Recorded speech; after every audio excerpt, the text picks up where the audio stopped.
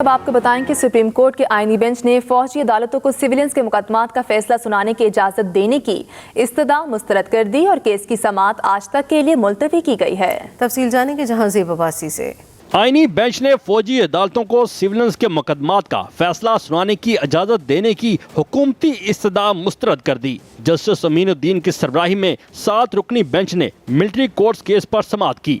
Additional attorney general ने कहा, फौजी अदालतों में ट्रायल मुकम्मल हो चुके हैं, फौजी अदालतों को ट्रायल का फैसला सुनाने की इजाजत दी जाए। जस्टिस मुसर्रत हलाली ने रिमार्क्स दिए, ऐसा नहीं कर सकते, अगर ऐसा किया तो फिर फौजी अदालतों के सिविलियन ट्रायल का अख्तियार समाअत ही हल हो जाएगा। वजारत दफा के वकील ख्वाजा मोहम्मद हारिस ने कहा, ये कहना गलत है, सिविलियन का मिलिट्री कोर्ट्स में ट्रायल नहीं हो सकता। आर्मी एक्ट मसल्ह अफवाज के साथ काम करने वाली प्राइवेट कंपनीज के मुलाजमीन पर भी लागू है, जिस पर जस्टिस जमाल खान मंदखेल ने कहा, वो तो सिविलियंस की अलग किस्म होती है जो ऑर्डिनेंस फैक्ट्री वगैरह में काम करते हैं।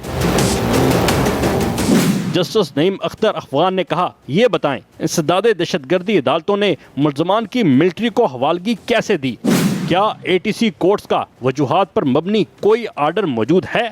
एडवोकेट सुलेमान अकरम राजा ने कहा, हमें जस्टिस मुनीब अख्तर के तहरीर करदा फैसले के कुछ हिस्सों पर एतराज़ है। जस्टिस हसन अजहर रिजवी ने कहा, APC पर हमला करने वालों का ट्रायल कैसे चला था? जिस पर वजारत दफा के वकील ने बताया, 21वीं तरमीम के बाद ट्रायल हुआ था। अदालत ने केस की समाअत कल तक मुलतवी कर दी। दूसरी जानिब आईनी बेंच ने साबिक chief justice Jawad S Khawaja की दरख्वास्त खारिज करते हुए उन पर 20,000 रुपये जुर्माना आयद कर दिया।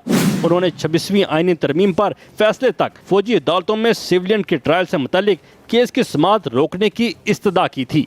जहां ज़ेब Abbasi, express news, Islamabad. Supreme court में आदिल बाज़ई को डी-सीट करने के केस की समाअत के दौरान जस्टिस मंसूर अली शाह ने रिमार्क्स दिए, किसी को असेंबली से बाहर निकाल देना मामूली कार्रवाई नहीं। इस पहलू को भी देखना होगा, तफसील बता रहे हैं जहां ज़ेब अब्बासी। सुप्रीम कोर्ट ने आदिल बाज़ई को डी-सीट करने का केस नवंबर का इलेक्शन कमीशन का फैसला मुअत्तल कर दिया। सुप्रीम कोर्ट के 3 रुकनी रेगुलर बेंच ने आदिल बाज़ई की इलेक्शन कमीशन के फैसले के खिलाफ अपील पर समाअत की। आदिल बाज़ई के वकील ने मखसूस नशिस्तों से मुतल्लिक फैसले का हवाला दिया। जस्टिस मंसूर अली शाह ने कहा, क्या आप वाकई मखसूस नशिस्तों के फैसले पर इन्हिसार करना चाहते हैं? जस्टिस अकील अब्बासी ने कहा, अब तो वो कहते हैं तरमीम भी आ चुकी है। जस्टिस मंसूर अली शाह ने पूछा, क्या मखसूस नशिस्तों के फैसले पर अमल दरामद हो चुका है?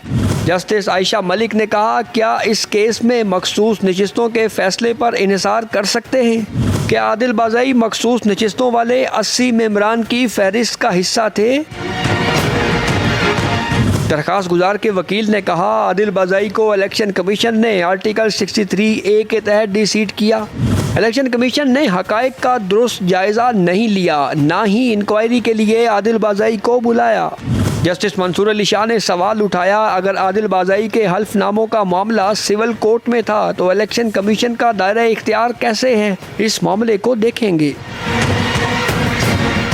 अदालत ने मजीद समाअत 12 दिसंबर तक मुलतवी कर दी। अदालत ने NA 262 कोयटा से डी-सीट होने वाले आदिल बाज़ई की अपील इब्तदाई समाअत के लिए मंजूर कर ली।